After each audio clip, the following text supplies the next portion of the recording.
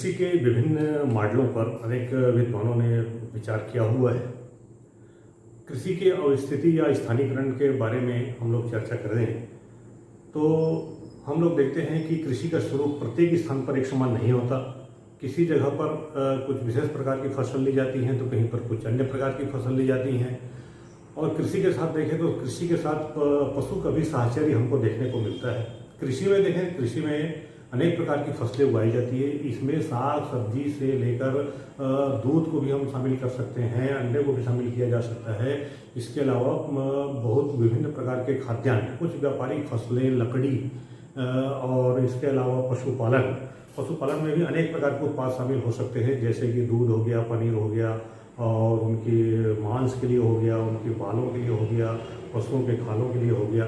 इस प्रकार से हम देखते हैं तो कृषि विभिन्न स्वरूपों में हमको दिखाई पड़ती है। अपने आसपास भी हम लोग नज़र डालें तो हमें एक स्पष्ट कुछ नज़र आता है कि कृषि में एक परिवर्तन, एक कुछ सेकेंडरी पेटियां हमको दिखाई देती हैं। जैसे मान लीजिए कोई एक नगर या बाजार केंद्र है तो वह एक व्यावसायिक क्षेत्र होता है या सघन जनसंख्या वहाँ पर होती है और वह एक प्रकार से कृषि उत्पादों का एक बड़ा बाजार के रूप में विकसित होता है। उसके जो पृष्ठ प्रदेश में चारों ओर जो विस्तृत प्रदेश रहते हैं वहाँ पर विभिन्न प्रकार के कृषि कार्य किए जाते हैं। जैसे एक छोटा सा एग्जाम्पल आप देखेंगे, जैसे फूलों की खेती है या दुग्ध डेयरी के बारे में है या हरी सब्जियों के उत्पादन के बारे में है, तो इस प्रकार के दृश्य हमको नगरों के काफ़ी समीप देखने को मिलते हैं। और जैसे जैसे नगर से हम लोग दूर जाते जाते हैं तो वहाँ पर के खेतों में फिर उनका फसलों का जो वो है तरीका है वह थोड़ा बदलते जाता है। जैसे नगरों के ठीक आसपास वाली भूमि में हमको पशुपालन देखने को मिल सकता है, हरी सब्जियों की खेती हमको देखने को मिल सकती है, अंडे के फार्म हाउस वगैरह हमको देखने को मिल सकते हैं, पोल्ट्री फार्म हाउस वगैरह। तो इस प्रकार से यहाँ पर ऐसी खेती की जाती है जिसको तत्काल नगर तक हम पहुँचा सकें और उसके विक्रय करके उसे एक अच्छा प्रॉफिट कमा सकें। कोई भी कार्य हम करें, कोई भी आर्थिक क्रिया हो, चाहे कृषि क्यों ना हो, उसमें एक लाभ का एक महत्वपूर्ण स्थान होता है। कृषि के स्थानीयकरण या अवस्थिति को अनेक प्रकार के तत्व प्रभावित करते हैं। इन सारे तत्वों को मोटे तौर पर दो भागों में बांट सकते हैं, कुछ भौतिक और एक सामाजिक और आर्थिक पक्ष को बांट सकते हैं। भौतिक में हम लोग देखें तो धरातल, जलवायु और भूमि की जो बनावट है यह कृषि को प्रभावित करता है, यह कृषि का एक भौतिक पक्ष है। अगर सभी जगह ये समान भी रहे तो पर भी आर्थिक और सामाजिक पक्ष के अन्य तत्वों के प्रभावशील होने के कारण समान भूमि पर भी अलग अलग किस्म की फसल ली जाती है, ये हमको देखने मिलता है। सामाजिक आर्थिक में हम लोग जाएँ तो इसमें एक महत्वपूर्ण स्थान रखता है कि लाभ, कोई भी खेती हो या कोई भी कृषि संबंधित कोई भी कार्य हो, चाहे खाद्यान्न फसल का उत्पादन हो, चाहे सब्जी हो, चाहे दूध का उत्पादन हो, ये सभी में लाभ एक प्रमुख धारणा होती है। कोई भी कृषक जो कार्य कर रहा है उसको एक प्रॉफिट प्राप्त होना चाहिए। और लाभ क्या है? जो उस कृषि के में जो लागत मूल्य है और फिर उस कृषि उत्पाद को परिवहन के साधनों के द्वारा बाजार तक लाने और दोनों का योग है। इस योग से अगर उसको अधिक मूल्य मिल रहा है तो उस लाभ की स्थिति में रहेगी और उससे कम मिल रहा है तो उसकी हानि के रूप में रहेगी। तो जहाँ तक लाभ होता है किसान वहीं तक उस फसल की खेती लेगा, और जहाँ पर उन फसलों का लागत मूल्य और परिवहन लागत बहुत ज़्यादा बढ़ जाता है और बाजार में उसका मूल्य अगर कम है तो कृषि उसके लिए अनुपयोगी हो जाती है। वह वहाँ पर फिर कृषि उत्पाद को परिवर्तित कर देता है। तो बाजार हो गया, परिवहन के साधन हो गए, उसके कुछ आर्थिक पक्ष हो गए, तकनीकी पक्ष हो गए, ये भी काफ़ी बड़ी सीमा तक इसको प्रभावित करते हैं। वान च्योनेन के संबंध में देखें तो जर्मनी के समाज विज्ञानी थे और इनका अध्ययन जर्मनी के ही फार्म हाउस पर आधारित है। सन 1826 में इन्होंने किताब लिखा था द आइसोलेटेड स्टेट, और इस किताब में इन्होंने एक कृषि का आर्थिक मॉडल को प्रस्तुत किया था। इसी को कृषि का अवस्थितिक सिद्धांत कहते हैं। इनके सिद्धांत के कुछ प्रमुख आधार इन्होंने जो माना या कुछ मान्यताओं जिन पर इन्होंने कार्य किया वो थे एकाकी प्रदेश, केंद्र में बाजार का केंद्र में होना, प्राकृतिक वातावरण की समानता या एक समान, अधिकतम लाभ, कृषक को अधिकतम लाभ होता है, परिवहन के साधन, अनुपातिक परिवहन व्यय, इस प्रकार से। तो एकाकी प्रदेश, विलग प्रदेश से मतलब क्या है? एक ऐसा प्रदेश हो जिसमें केवल एक सेंटर में एक मार्केट हो और चारों ओर उसका एक विस्तृत प्रदेश हो। एक ऐसे प्रदेश की उन्होंने कल्पना की। और इस दूसरा है बाजार। तो बाजार इसके केंद्र में होगा और इस केंद्र के चारों ओर के पृष्ठ प्रदेश में विभिन्न सेकेंडरी खंडों में विभिन्न प्रकार की कृषि पेटियां स्थित हैं। प्राकृतिक वातावरण की जहाँ तक बात है, इन्होंने यह इस बात को अपने आधार में शामिल किया कि प्राकृतिक वातावरण की समानता होने पर, इसका मतलब है कि धरातल, वहाँ पर वर्षा, भूमि की बनावट लगभग एक समान हो। इस प्रकार के धरातल में फिर अधिकतम लाभ कोई भी कृषक होगा वह एक अपना जो कृषि का उत्पाद है, कृषि में जितने भी लागत हैं परिवहन का हिस्सा जोड़कर उसको एक उचित लाभ प्राप्त होना चाहिए या एक अधिकतम लाभ प्राप्त होना चाहिए। जैसे ही कोई फसल की तुलना में दूसरे फसल में उसको ज़्यादा लाभ मिलता है, वह तुरंत ही दूसरे फसल की तरफ उन्मुख हो जाता है। परिवहन के साधन के संबंध में चर्चा करें। परिवहन के साधन की भी समानता होनी चाहिए, कारण परिवहन के विभिन्न प्रकार के अलग अलग साधन में अलग अलग व्यय होता है। परिवहन के लिए बहुत सारे पदार्थों का तो परिवहन व्यय कुछ न कुछ रहता है। कुछ सामग्री ऐसे हैं जिनका परिवहन व्यय शून्य भी हो सकता है, जिसके साथ हम कल्पना नहीं कर सकते। जैसे मान लीजिए कोई पशु को बेचने के लिए ला रहा है, तो मान लो पैदल ही चला कर ला रहा है वो, तो उसका तो परिवहन व्यय शून्य है। लेकिन उसी पशु को अगर वो किसी वाहन में भर कर ला रहा है तो उसका परिवहन का मूल्य उसमें जुड़ जाता है, जो उसके लाभ को गणना के लिए भी काउंट किया जाएगा। छठवां है अनुपातिक परिवहन व्यय। परिवहन व्यय एक अनुपातिक रूप से है, इसका सीधा संबंध है दूरी से। मान लीजिए कोई केंद्र में एक बाजार है और उसके चारों ओर 40-50 किलोमीटर तक का पृष्ठ प्रदेश है, तो कोई भी कृषि का उत्पाद जो 1 किलोमीटर से आ रहा है उसकी परिवहन लागत कम होगी, 5 किलोमीटर से आ रहा है उसकी परिवहन लागत अधिक होगी, कोई 40 किलोमीटर से आ रहा है उसकी परिवहन लागत अधिक होगी, कोई 50 किलोमीटर से आ रहा है तो उसकी परिवहन लागत अधिक होगी। तो यही अनुपातिक परिवहन व्यय है। बाजार केंद्र से कृषि का उत्पाद वाले क्षेत्र जितना दूरी होगा उसका परिवहन लागत उसी प्रकार से बढ़ती जाएगी और दूरी बढ़ने के साथ ही ये भी संभव है कि कृषक के जो आमदनी है, जो लाभ है, उसके लाभ के प्रतिशत में भी गिरावट आती जाए। सर्वाधिक लाभ उस कृषक को मिल सकता है जो बाजार के अंदर काफ़ी समीप है, जिसकी परिवहन लागत कम है, और उसकी तुलना में उस कृषक को कम मिलेगा जो सामग्री दूर से ला रहा है और उसका परिवहन व्यय उसमें शामिल हो रहा है। क्योंकि बाजार मूल्य हम देखें तो बाजार में जो विक्रय मूल्य होता है वह लगभग स्थिर होता है। चाहे बाजार को इस बात से का कोई मतलब नहीं या यह बात ज़्यादा प्रभावित नहीं करता कि वह सामग्री कहाँ से और कितनी दूर से आ रही है, उसमें लागत क्या लगी। वह तो बाजार के मूल्य के हिसाब से ही न्यूनतम मूल्य वहाँ पर ग्राहक पेमेंट करना चाहता है। इसमें इन्होंने कुछ संकेत अक्षरों का भी प्रयोग किया है, जैसे P, V, E और T। P का अर्थ यहाँ पर है कृषक का लाभ, प्रॉफिट।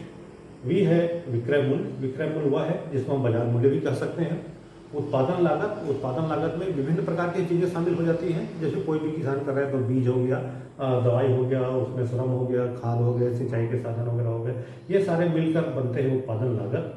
और परिवहन लागत है उस सामग्री को या कृषि से जो उत्पाद प्राप्त हुआ उसको किसी ने कोई परिवहन साधन का उपयोग करते हुए उसको बाजार तक पहुंचाने का जो खर्च होता है उसको हम कह सकते हैं परिवहन लागत। इसी पर आगे ये चार्ट यहाँ पर बना हुआ है जो यह समझा रहा है बाजार से दूरी एवं लागत परिवहन लाभ कैसे होता है। इसमें यह समझाने का प्रयास किया जा रहा है कि इस तालिका में जैसे जैसे दूरी बढ़ती जाती है तो वैसे वैसे लागत में लाभ में किस प्रकार से कमी आती जाती है। एक बहुत बढ़िया यहाँ पर उदाहरण दिया गया। यहाँ पर 1, 2, 3, 4, 5 सेकेंडरी वाले की कल्पना की गई। सेंटर में एक मार्केट प्लेस है और उसके चारों ओर 5 क्षेत्र हैं और वो क्रमशः दूरी पर स्थित है, जैसे आधा किलोमीटर है या 1.5 किलोमीटर है, 2.5 किलोमीटर है, 3.5, 4.5, इस प्रकार से यह स्थित है। बाजार मूल्य हम देखें, बाजार में उस यहाँ पर एक एग्जाम्पल के रूप में लिया गया लकड़ी का बाजार में जो बिक्री मूल्य है वह एक समान है, स्थिर है, 200, 200, 200, 200, 200। उस लकड़ी को उत्पादित करने के लिए जो लागत है वह लागत भी सभी तरह के खेत में एक समान है, 140, 140, 140, 140, 140। परंतु परिवहन व्यय देखते हैं तो जो नज़दीक है उसका परिवहन व्यय 10 रुपये, थोड़ा 1 किलोमीटर दूर है 20 रुपये, फिर है 30 रुपये, फिर है 40 रुपये, 50 रुपये, 60 रुपये, 70, 80, 90, 100। तो इस चार्ट में परिवहन व्यय में अंतर आ रहा है और परिवहन व्यय में अंतर का सीधा सा कारण है दूरी कि वह कृषि पेटी या कृषि वलय और बाजार केंद्र से कितना दूर है। जैसे जैसे दूरी बढ़ती जा रही है 1, 2, 3, 4, 5 उसी प्रकार से यहाँ पर परिवहन में 10, 20, 30, 40, 50, 60 यह बढ़ते क्रम पर है। इस चार्ट में बाजार का मूल्य स्थिर है, उत्पादन लागत स्थिर है, और परिवहन व्यय में परिवर्तन का प्रभाव लाभ में हमको दिखाई देता है। देखिए, परिवहन व्यय यहाँ पर मात्र 10 रुपये है, उत्पादन लागत 40 रुपये, 150 और बाजार मूल्य है 200, तो इसका 150 इसका कुल लागत हुआ और परिवहन को मिलाकर, और बाजार का मूल्य 200, तो लाभ हो गया 50। दूसरे क्रम पर देखें, यहाँ पर है उत्पादन का लागत है 140, परिवहन व्यय 10 रुपये बढ़ गया तो 160 हुआ, विक्रय मूल्य स्थिर है 200 है, तो यहाँ पर हो गया 40 प्रॉफिट हुआ। उसी प्रकार से यहाँ पर देखें 1.5 किलोमीटर की दूरी पर उत्पादन लागत 140 और परिवहन व्यय 30, और यहाँ पर प्रॉफिट हो गया 30। तो लाभ में हम देखते हैं कि यहाँ पर जो बाजार के काफ़ी निकट है वहाँ पर 50 रुपये का लाभ है, फिर 40 रुपये का, फिर 30 का, फिर 20 का, और यहाँ पर देखें 2.5-3 किलोमीटर की दूरी पर यह लाभ में 10 रुपये रह गया है, और 3 किलोमीटर से आगे जाकर देखते हैं कि यह लाभ शून्य हो। मतलब यहाँ पर उत्पादन लागत 140 है और परिवहन में 60 है, और मार्केट में तो वो उतना ही बिक रहा है 200, तो 140 और 160 यह 200 हुआ, तो यहाँ पर जो प्रॉफिट है वह 0 हो गया। इसका मतलब यह हुआ कि इस दूरी के पश्चात वहाँ पर एक कृषक इस लकड़ी का उत्पादन नहीं लेगा। कारण इसका नहीं होगा, क्योंकि यहाँ पर उसका उत्पादन लेने का कोई अर्थ नहीं रहेगा, क्योंकि जितना लागत और परिवहन व्यय उसको पड़ रहा है उस मार्केट में उसको नहीं मिल रहा है।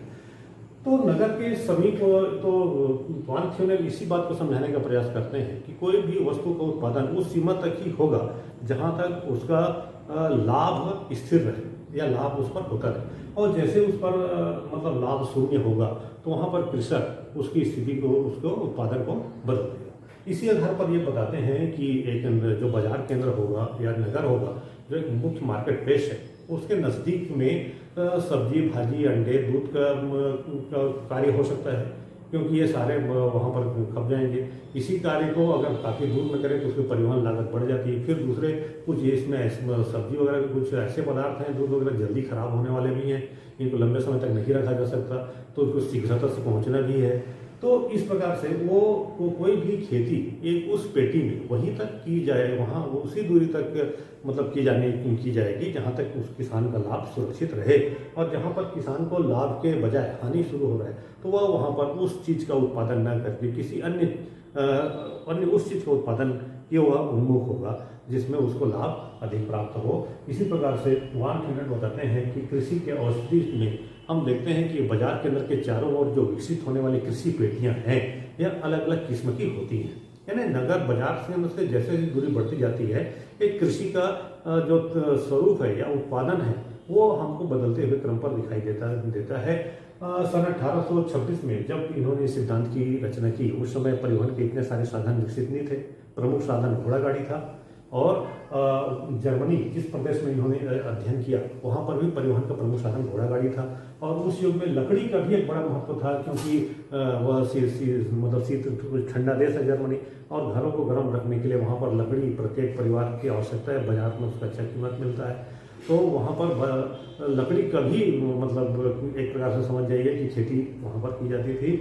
और लकड़ी की खेती के पश्चात शुरू होता था खाद्यान्न की या अनाज की खेती। तो नगर के ठीक समीप, बाजार के ठीक पास में तो कुछ ऐसे पदार्थ होगा जिसका तत्कालिक उपयोग हो सके, सब्जी, दूध, अंडा, उनकी खेती। उसके पश्चात लकड़ी खेती, क्योंकि लकड़ी घर को गर्म रखने के लिए काफ़ी आवश्यक है। उसके पश्चात फिर खाद्यान्न की पेटियाँ शुरू होती हैं। तो वानथ्योनेट ने इसी को